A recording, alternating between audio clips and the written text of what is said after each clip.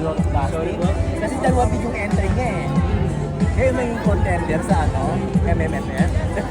Hindi ko po alam kung magiging contender or what eh. Pero pareho, tama po, pareho kami ng dalawa po yan namin po yan. Siya po ay sa Shake. Hindi mas lumalim yung acting mo sa trailer pa lang dito, Oo. parang lalim ng hugot mo na. Oo. Laki ba lang nabago sa acting mo sa mga experience mo sa PBB House o paano? Saan ka humuhugot? Actually, yun nga po yung pinag-usapan namin ng Direct Tip nung paglabas ko ng bahay. Kasi after po yung ignite namin, 3 or 4 days, nag-shoot na po agad kami dito for Barboys. Nung nag-workshop po kami, lagi sinasabi sa akin yung Direct Tip na parang lumalim nga daw po ako, lumawak yung range ko. Feeling ko rin po kasi nga, tagal ko rin po nakulong dun sa bahay ni Kuya. At ang dami ko rin po mga realizations, kumbaga, dami ko na-improve sa sarili ko, ang dami kong mga toxic traits na nabitawan, na-improve. Malaki ang natulong sa Malaki po talaga. experience mo sa Yes, super. Oo. Pero this time ba mas focus ka muna sa work or hindi ka naman sumasabay kay Dustin para kay Bianca o Uy! paano? Ako po, actually, lagi ko naman po sinasabi, focus talaga ako sa work. Lalo na po ngayon, kakalabas lang din namin ng bahay. Kuya, at napakarami pong opportunities na pumapasok. Kasi as much as I want, gusto ko po muna makapagpatayo ko ng bahay, makapagpatayo ko ng business. Gusto ko magbigyan muna ng magandang buhay yung family ko, yung mom ko, at saka yung sarili ko. Kaya, ayun po, gusto ko po talaga work to entertain other people, makapag-inspire. Yun po yung focus ko. Obviously, siyempre dalawa, di ba? Obviously, ang mas bibigyan mo ng focus yung isang movie nyo dahil tatlo kayong bida doon. So Opo. doon ka sasakay na float. Bale, yun nga po yung parang first week ko na film and kasama po siya sa LMFF. But syempre, tinatry ko rin po talaga na i-balance of course kasi itong dalawang pelikula na po ito malapit talaga sa puso ko at talagang malaki po yung impact niya sa akin. Ina-value ko po talaga siya ng sobra. So, let's see po. Baka pwedeng lumipat, ganyan. Pwede naman dalawang float ko masakyan. Why not? Anong feeling mo din na parang isa ka na sa nagdadala ng isang movie dati? Support, ngayon ikaw na yung nagdadala, nakakapag-sold out ka pa ng concert, di ba? Grabe. Opo, actually sobrang nakaka-shock pa rin po talaga yung mga pangyayari. Kasi sobrang biglaan po Nagulat lang din po ako na paglabas ko, wow, ganun na yung naging takbo ng karera ko. But at the same time, kapag binabalikan ko naman po yung mga araw, mga taon na ginugol ko para sa pagtutug ko nga ng pangarap ko. Nasasabi ko naman po na kahit pa paano worth it naman talaga siya. And nakakatuwa po kasi yung mga pangarap ko lang dati, unti-unti na po natutupad ngayon. Ano masasabi mo, Will, na kayo yung pinagsasabong ni Dustin kasi nag-concert siya, sold out. Tapos, nag-concert ka, sold out. Tapos ngayon, may balitang sold out na din yung concert niya. Hindi ko po siya nakikita as pinagsasabong kasi pareho naman po kami ni Dustin na may kanya-kanyang talents, may kanya-kanyang skills. So, hindi lang naman po ako or hindi na naman po siya yung pwedeng gumawa ng mga concert na ganyan. So, I think kung ano man po yung mga na-achieve ko, na-achieve niya, pareho po namin sinusuportahan niya sa isa. Siyempre may Dusbia, tapos meron din Will ka, no?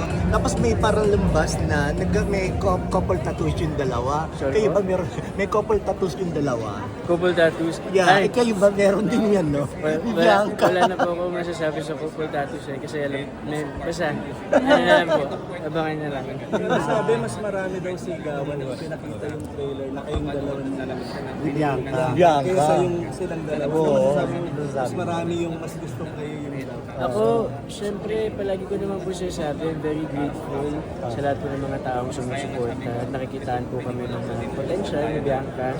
But at the same time, syempre, itong pelikula na po ito tinatayo po namin tatlo, di ba? Pero again, ako, ginagawa ko po talaga yung work ko naming lahat para makapagbigay po kami ng magandang storya sa maraming tao. Kumusta na Will, minsan mga toxic na talaga yung mga fans, minsan mga comments nila, grabe na rin. Affected ka pa rin.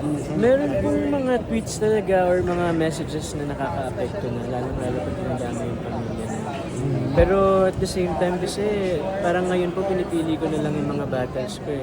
Kumbaga tinitignan ko na lang po kung ano talaga yung may meaning na sinasabi, kung yung criticism ba sa akin ay makakatulong, o yung criticism na sinasabi, kung yung sinasabi lang po talaga nila nonsense para lang po talaga mabash ako.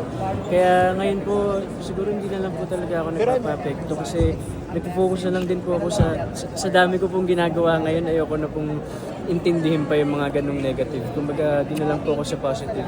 At sa tingin kong tamang ginagawa ko at wala naman ako inapa. So aside from this movie, may soap ka ba? May gagawin ka pa? Di ba meron kayong lahat Meron po kayo? kami yung Hotel 88, The Secrets of Hotel 88, yung series po. And abangan po ninyo kasi siguro first quarter ng 2026. Ganun po. Mag-start o mag-shoot pa lang kayo? Nag-shoot na po kami. Nag-start. Ano yung title ulit? The Secrets of Hotel 88. Sa particular na Will, ano lang masasabi mo, na-recognize mo yung galing mo dun sa balota? Bilang new, Tapos kapag tanggap mo, Nakakatuwa kasi nung nakita ko nga po yung video, hindi nga po ako naka-attend that time kasi may mga prior commitment. Pero nung nakita ko po yung video na nanalo po ako, sobrang tuwan-tuwa po ako kasi syempre itong balota talaga yung unang sinemalaya na film ko. At dito po talaga ako maraming natutunan sa craft ko. Kaya nakakatuwa na nakita po nila yung ginawa namin, yung paghihirap na pag-prepare sa character niya. kuha mo na ba ito? Hindi pa nga po eh. Wala pa rin pong time. Hinahanap ko man na nga rin po kung nasa yung trophy. Pati din yung... Hindi ko pa po kasi... Wala may kumuha. Wala ba? Hindi ko pa po siya... Nasa Sparkle na. Ayan. Tama, nasa Sparkle. Back to Bar Nabanggit Boys. na pala siya. Back to Bar Boys, na-intriga lang kami doon sinabi ni Direk Kip kanina na siyam na beses ka umiyak dito. Si Emilio. Ay, ikaw ba? Emilio. Ay, ba? Though, maraming times na talaga na umiyak po ako sa pelikula. Ikaw may heavy drama. Meron Heavy po. drama. Kamusta yung eksena niya ni Ate Clang, ni Clarice? Naku, bago kami mag-eksena ni Ate Clang, nag-chat kami na parang, uy, Will, wag sasabihin niya sa akin na, uy, Will, huwag kang tatawa, alalayan mo ko. Kasi first ko to, kinakabahan ako. Pero nung nandun naman po kami, parang nagkaroon lang ng onting good vibes lang. Ano mo relationship niya sa movie? Pwede mo ba yun? Hindi bounce. Hindi pa. Basta, Okay.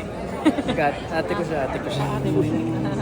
Will, nakausap namin kanina si Barbie, hindi yung partner niya, si Bianca. Bianca. Sabi niya wala sa pinipili sa inyong dalawa dahil focus sa career. Anong reaction mo? Pareho naman po kami. Lahat po kami, ang focus talaga namin isang career po namin ngayon. Kasi may kanya-kanya po kaming gustong maabot sa buhay. So, feeling ko hindi na po para sayangin pa yung pagkakataon. Kasi marami naman pong oras para sa pag-ibig. Diba?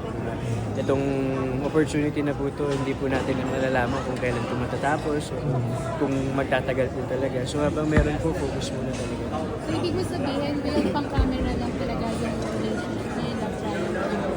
Walang mamagiting something and may I mean, di po siya yung tipong in a relationship level, but I can say na meron pong deeper connection sa aming lahat. Meron po kaming sariling pagkakaintindihan. Meron kaming tinginan na magigets na talaga namin siya. So, kumbaga, we're very close to each other. Pero may competition talaga sa inyo ni Basti, sa Bianca. Siyempre, love triangle kayo, may pressure ba, may takot ba na isa sa inyo makulog dun sa love triangle at maging love team na lang yung Ako po, I don't really find it as competition talaga eh. Ako, whenever binibigyan po ako ng trabaho, talagang ginagawa ko lang po yung best ko. Kumbaga, 100% best lang po talaga every time na meron akong character na pinoportray. Kumbaga, it's up to the people na paano po nila tatanggapin talaga yun. And syempre, yung trust ng mga director sa akin na po talaga yung pinaka-important. So po kasi talaga kapag umarte ako, makaiwan ako ng parang lesson. Syempre, may iwan yung character, may tumatak dun sa character na po. But so Before we begin, let's have a group photo with all of our cast members.